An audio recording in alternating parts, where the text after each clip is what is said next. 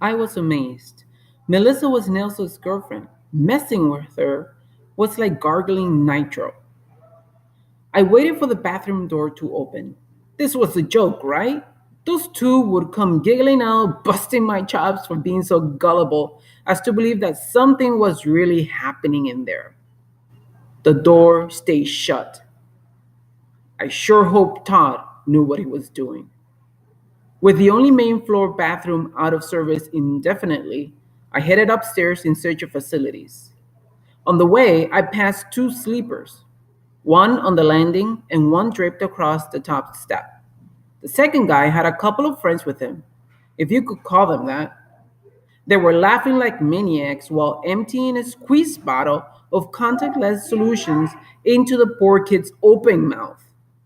When I finally climbed over that obstacle, I had to revise my estimate of the attendance at this party. There were about 20 people packed in the hall alone. While downstairs was wild and crazy, the second floor seemed to be the designated chill out area. The range of conversation was amazing. Everything from baseball to the meaning of life. A bunch of guys from the JV football team were reciting the first Austin Powers movie line by line. I can't imagine how the subject came up, but there was a group debating the merits of Canadian bacon versus regular ham for breakfast. The Canadian bacon advocate was so impassioned that he looked like he was ready to start throwing punches if the argument didn't go his way. I found what I thought was a bathroom door and threw it open. There was a high pitched female scream, "Ah!" followed by an angry male voice. "Get out of here, man!" Quickly, I retreated. I didn't know who the girl was, but the voice belonged to our fullback.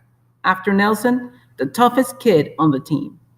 Each year, the young salmon swims upstream, fighting the current to spawn, came a deep panned voice behind me. I wheeled. There, his face buried in an enormous bag of jalapeno and pineapple pretzels, sat Dizzy. To this day, I couldn't tell you his real name. We call him Dipsy, after the Teletubby, the green one, with the phallic symbol growing out of his head, because he had a cowlick that stood straight up at attention. He said stuff like that all the time. You could never quite tell if it was serious or if it came from whatever he was smoking. Although to be honest, I never saw Dipsy smoking anything. It was just the simplest explanation for his weird personality and his perpetual munchies. "Where's the bathroom?" "Occupied," came the reply from the pretzels. His languid gaze traveled down the hallway of closed doors. "Everything's occupied. Except..." Without standing, turning, or missing a bite, he reached over his shoulder and tried the knob behind him. Locked. The brass was shiny and uncuffed, obviously new, and there was a keyhole. It was made for a front door, not a bedroom. "Our host liked his privacy, huh?" I commented. "The gray white shark is a solitary hunter. Its isolation ensured by row upon row of razor sharp teeth." "You've got to get the cable company to change the Animal Planet off your TV," I advised, adding, "Is Jake a friend of yours?" He shrugged. "Are you a friend of mine?" In fact, the bizarre remark almost made sense. In a way, Dipsy was everybody's friend and nobody's at the same time. He was kind of the misfit on the guest list. Since he wasn't really popular, or in any team or club or anything like that. Yet he was always there, shoulder to shoulder with the jocks and cheerleaders, with his ripped up jean jacket and his inventory of junk food. He never seemed to mind the players cracking on him, which they did mercilessly. One time at the mall, a whole bunch of them lifted up Dipsy's rusty Fiat car and turned it sideways in its parking spot, locked in by two other cars. The poor guy had to wait 3 hours for the people on either side of him to leave. But he never complained, and he always came back, and nobody tried to keep him away, which was more than you could say for the way Todd and his crowd treated a lot of other kids. Of course I'm your friend of course I'm a friend of yours. Yeah? He regarded me expectantly. I guess I was supposed to present my resume to prove it. The truth was that while I'd grown up with Dipsy, I didn't know him very well.